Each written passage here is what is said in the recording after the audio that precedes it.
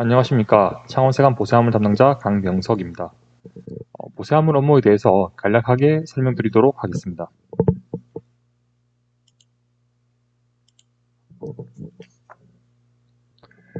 목차는 다음과 같이 진행됩니다.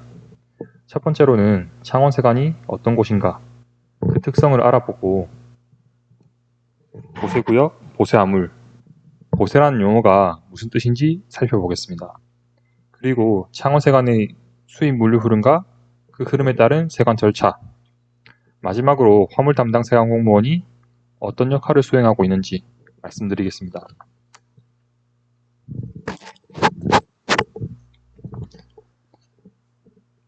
이 세관을 생각하시면 공항만에 있다고 생각하시는 경우가 많을 겁니다. 하지만 창원세관은 공항만이 아닌 내륙지 세관입니다. 내륙지에 있으면 직접적으로 수입 수출을 하지 않는 것처럼 보이는데 왜 내륙지에 있을까요? 창원에는 국가산업단지가 있고 대기업 61개사, 그리고 그것을 포함해서 2646개의 업체가 입주해 있습니다. 또한 방위사업체 역시 전국에서 가장 많습니다. 이처럼 창원 공단 내에 있는 제조기업들이 해외로부터 원재료를 수입해서 국내에서 가공, 제조한 뒤에 다시 수출을 하겠죠. 창원세관이 이렇게 기업들의 수출입 통관을 지원하고 있습니다. 또한 해외에서 수입된 내수 물품 같은 경우에 밀양이나 김해 등 물류 중심지 보세구역에서 물품이 필요한 곳에 효율적으로 조달하기도 합니다.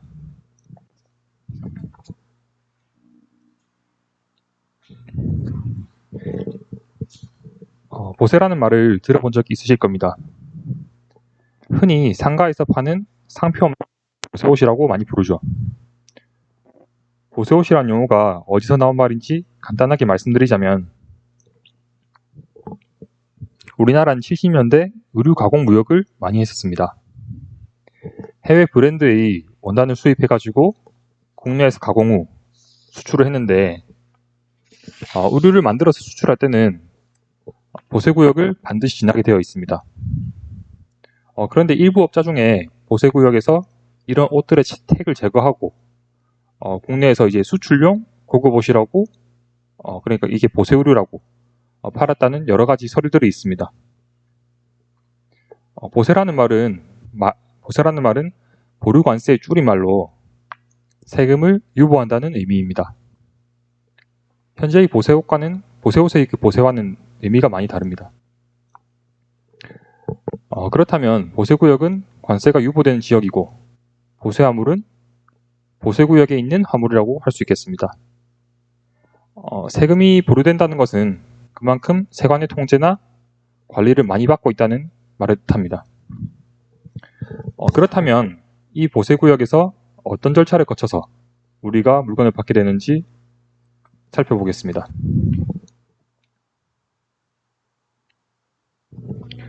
해당 물류 흐름도는 창원세관의 기준으로 구성해 보았습니다.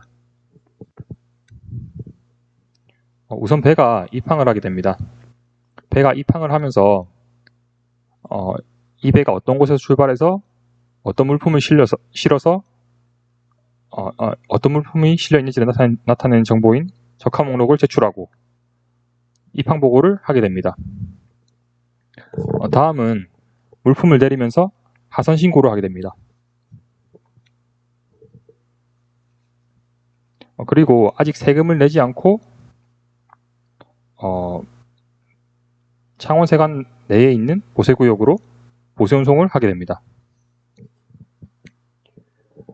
창원세관 내에 있는 보세구역이 반입을 하게 되면 반입 신고를 하게 됩니다.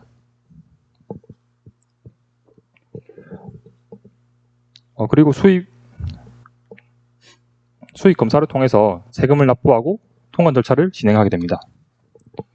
이런 통관 절차를 끝낸 뒤에 신고 수리가 되면 반출 신고가 되고 그에 따라서 국내 배송을 통해서 물품을 수령하게 됩니다.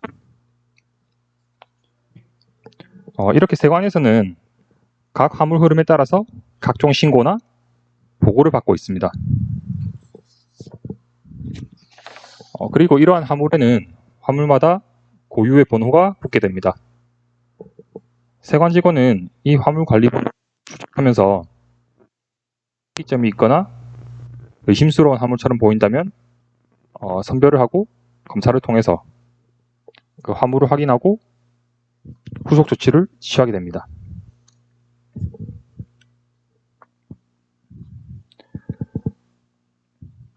다음은 위 물류 흐름에 따라서 화물 담당 세관 공무원이 어떤 일을 하는지 조금 더 구체적으로 알아보겠습니다.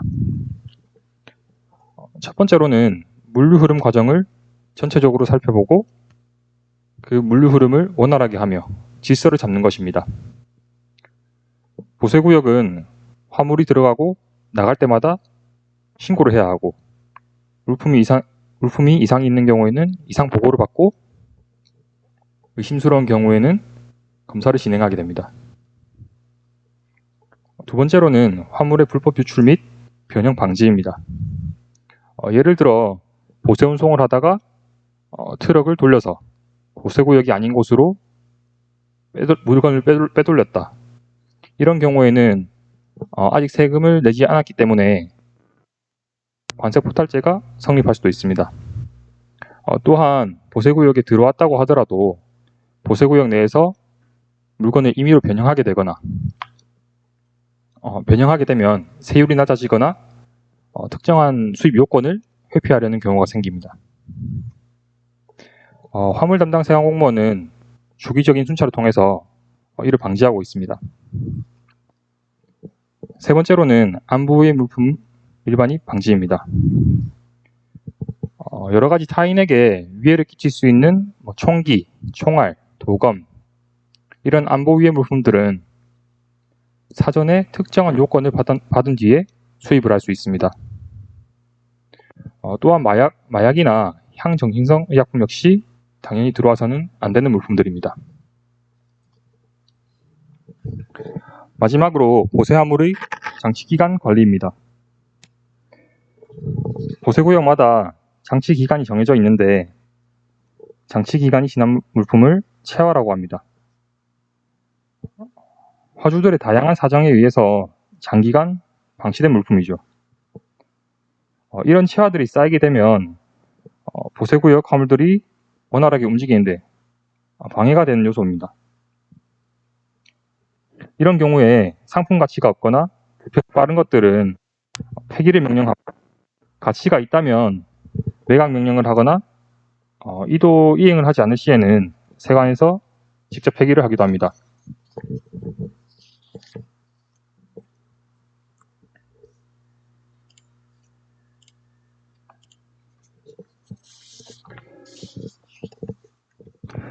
보세화물 강의는 여기까지입니다.